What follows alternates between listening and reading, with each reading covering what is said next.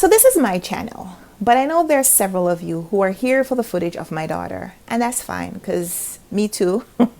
So let's just get it out of the way. She's not here for this video, but we do have clips from earlier in the week, so roll tape. Please, come here. Come. Daddy. Stay here. Stay with Mama. Say hi. Say hi to your friends. Good job. So I've always been interested in the history of don't write on me. Don't write on yourself.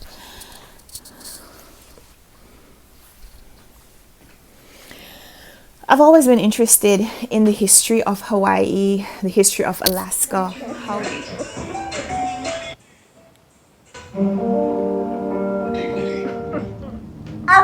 Orange. You painting? Orange. Orange. You want another color? Making your masterpiece? What's the next color? Blue. Blue. Okay, paint with some blue. You can use the same paintbrush. Blue. Blue. Good job. Blue. Blue. Blue. Blue. Okay. Hi friends, welcome back to my channel. We're here today for another installment in Friday Reads. And this will be my 4th consecutive Friday Reads. So I'm super proud of that. October has been a good month. I've been reading a lot. I haven't finished much this week, but I've been reading a lot. I've started a lot of things. I've made progress on a lot of things, but I haven't finished some things. So probably won't finish too much today because today is my daughter's birthday and I'm only filming this because she is asleep. But somewhere between today, tomorrow, and Sunday, I plan to finish like 15 books.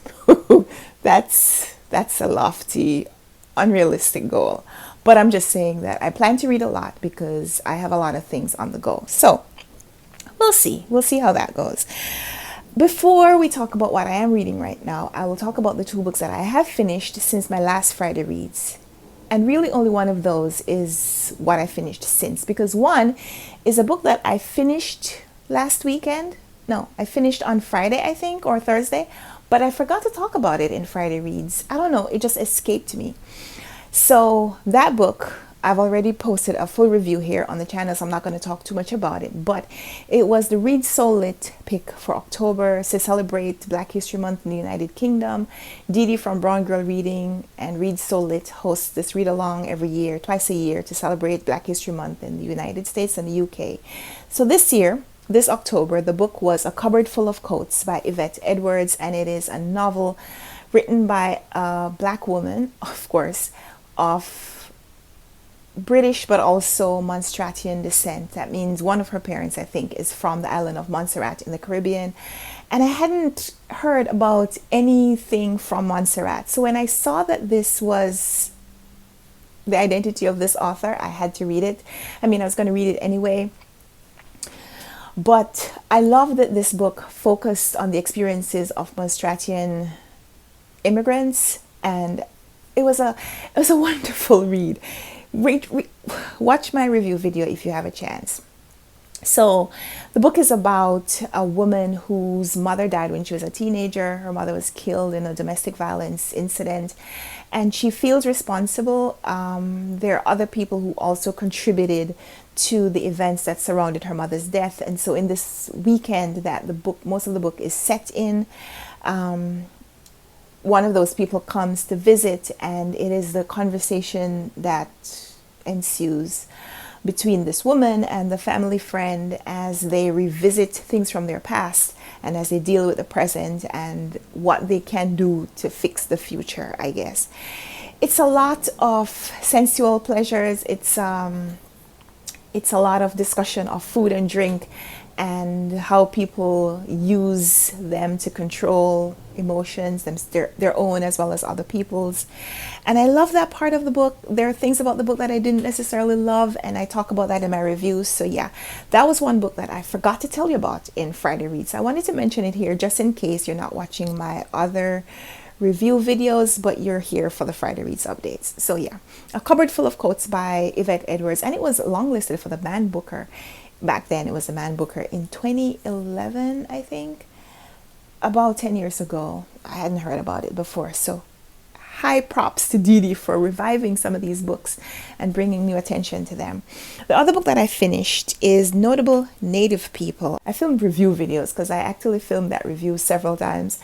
One is posted to the channel, so if you want to hear more thoughts about this book, go watch that video as well. This is profiles of 50 indigenous people across the continental United States, Alaska, and Hawaii, and the author showing the breadth of experiences, the breadth of contributions of some of these natives, people who are living now, people who've lived in the past, people who you may be familiar with their names and other respects, but didn't know that they were of native background.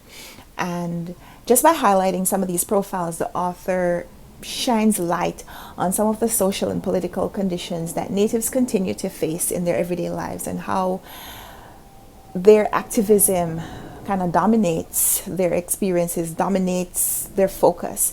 And so I love this book for what it taught me, not just about these individuals, but about the activism that is required in order to really support indigenous people and indigenous peoples.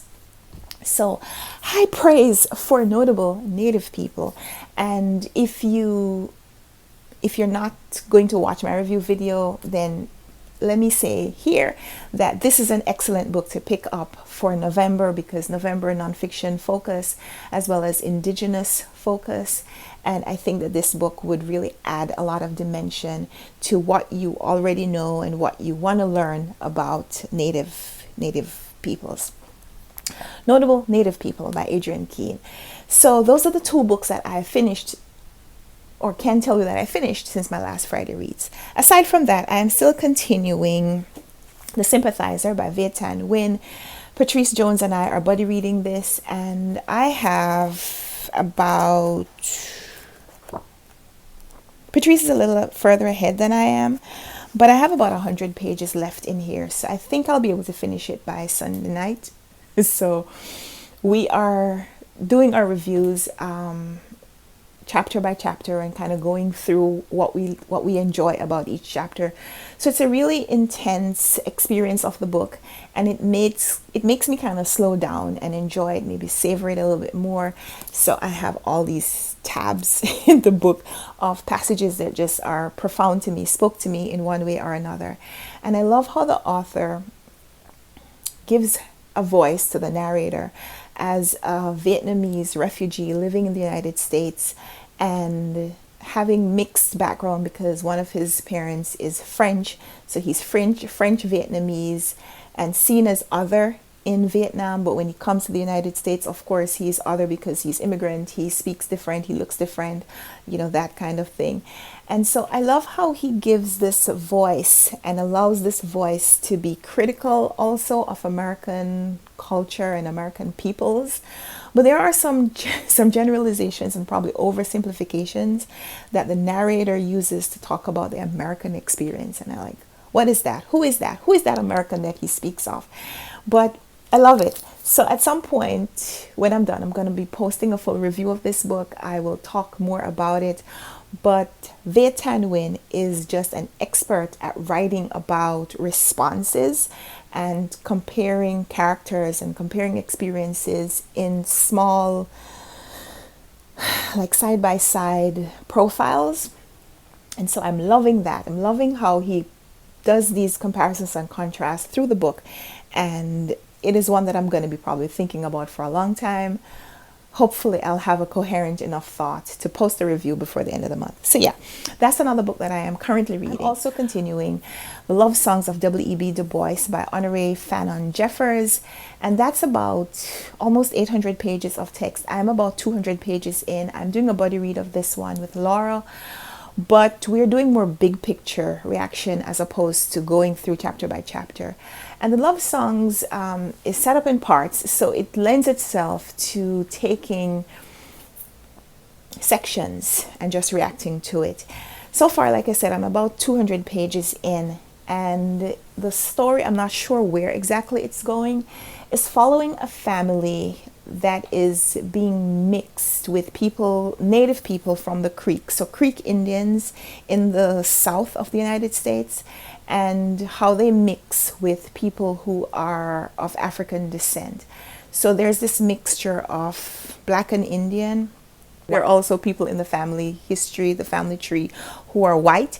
And so there are variations in appearance within the family. And so we have people who are passing for white, people who can't do so, or don't want to do so, and how they react to the times. So I'm loving how this book is a little bit of a reflection on the Black experience in the United States, the Native experience in the United States, and it is tracing generations. So it's giving different experiences through different times, different experiences as they are relating to the changing landscape of the United States, for want of a better word.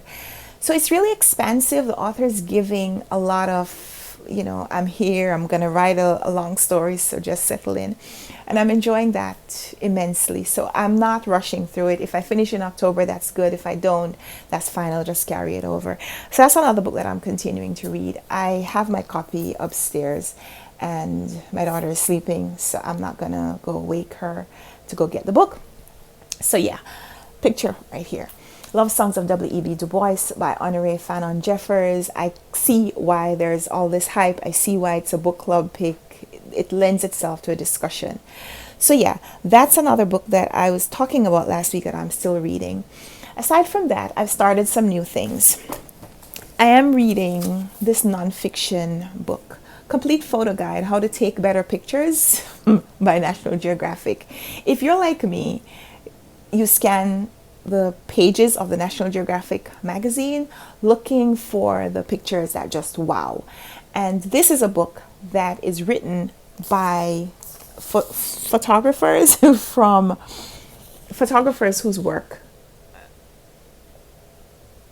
works are featured in National Geographic magazine. Heather Perry and Mark Thiessen, they're both, well, one is a freelance photographer and the other is a staff photographer. And so while this book focuses on the how of pictures, it also includes these really stunning photographs and descriptions about how some of these photographs were taken, what you can do to replicate the talent, the skill in your photographs.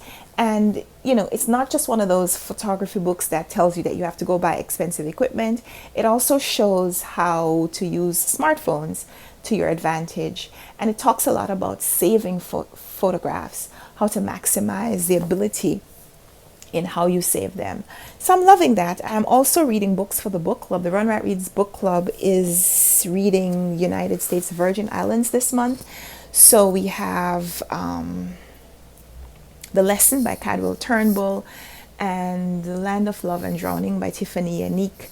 I haven't started The Land of Love and Drowning yet. I was planning to read that on Saturday night. So right now, I'm still reading The Lesson by Cadwell Turnbull, which is about an invasion, it's an alien invasion in the country and how it upsets these families. So not as far into that as I would have liked, but the story is really immersive. So maybe I'll get back to that later today. I'm reading that on Kindle, so that's the book that I can take with me when we go out later.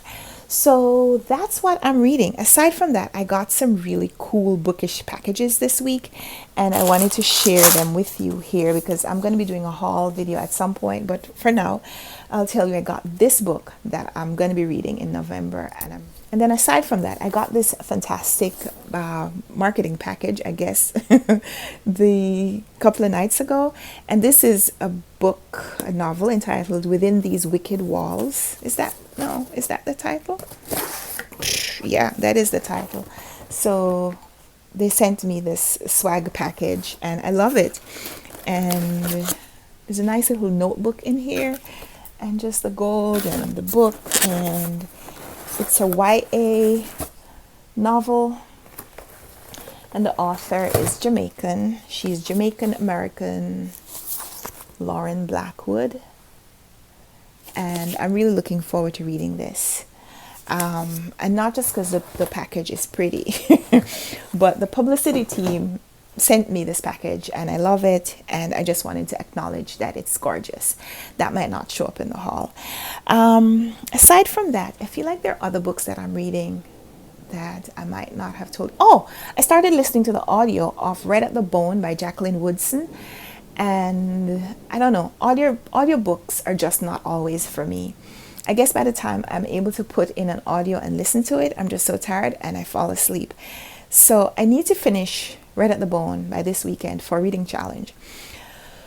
So I'm still hoping that I'll be able to read it and listen to it at some point. I don't know when all of this reading is happening, guys, but it's Friday morning, and I'm going to be reading a ton.